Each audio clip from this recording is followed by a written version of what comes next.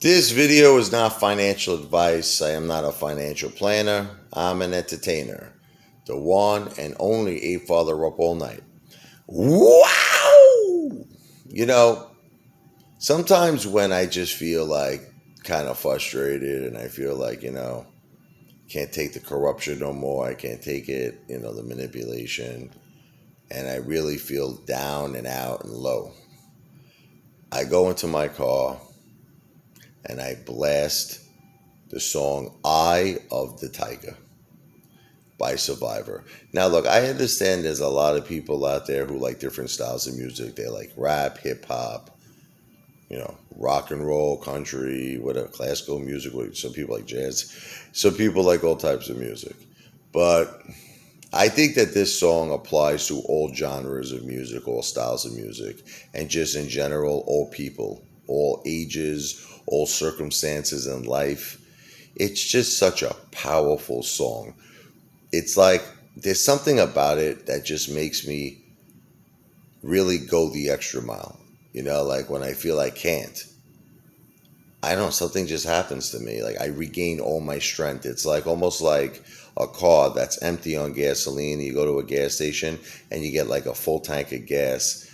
It's, I can't explain it, but it refuels all of my power and conviction and desire.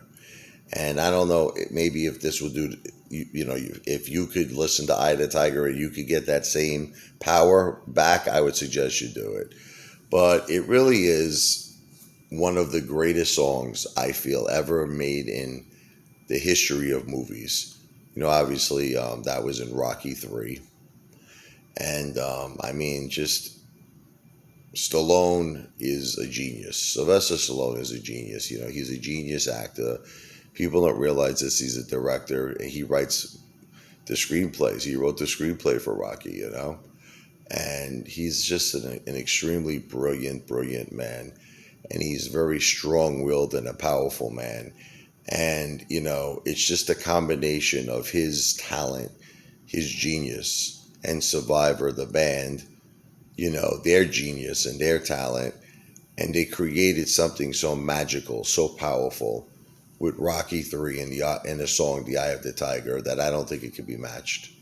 I honestly don't think that another movie could duplicate the power that was created from Sylvester Stallone, from Rocky Balboa, and from the band Survivor with Eye of the Tiger. And I have to tell you, every time I listen to it, I don't know. I don't feel like a normal person. I feel like I become a machine. I really do. Like I put it on and just that beginning intro.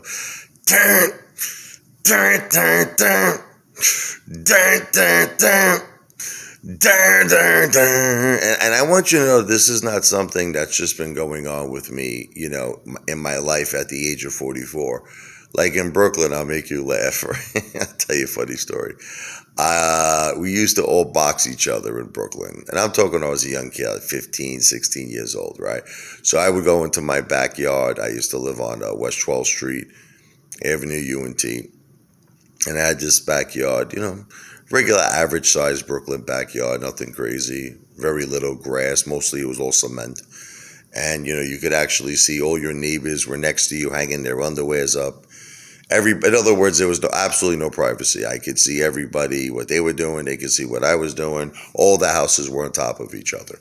So all the local kids would see me I had my boxing gloves on, and I would blast. I had the little boom box. I would blast Eye of the Tiger. So I'm dancing around. I'm like getting ready to fight.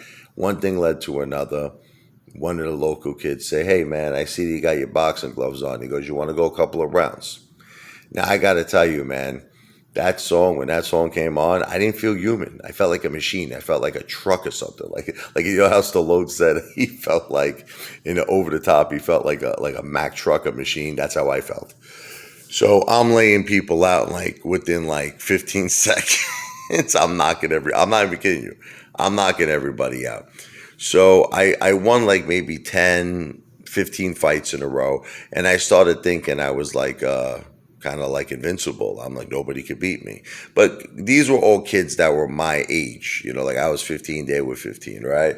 So word got around that I'm knocking everybody out.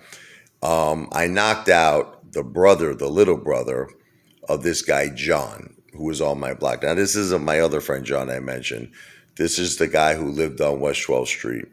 And now, John was older than me. I believe he was 20 or 21. I don't know, something like that. So he came to my backyard. He says, "Hey, I heard you knocked out my brother."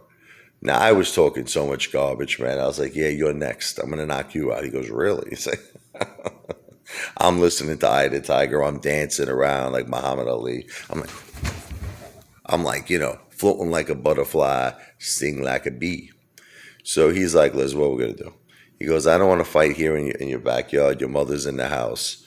I don't want to see how I'm going to humiliate you and destroy you. She's not going to recognize you after I'm done with you." So we went. There was a place called the Shadow Gourmet. It was right on the corner of West 12th Street and Avenue U. Since then, it's become a Jewish school or something of that nature. But it used to be an Italian catering hall. So long story short, it was like a parking lot. We start fighting. And I'm pretty confident. I'm throwing a couple of jabs. I'm catching them. I caught him with a nice couple of combinations. And I'm feeling good. I'm smiling. And he's just looking at me, waiting.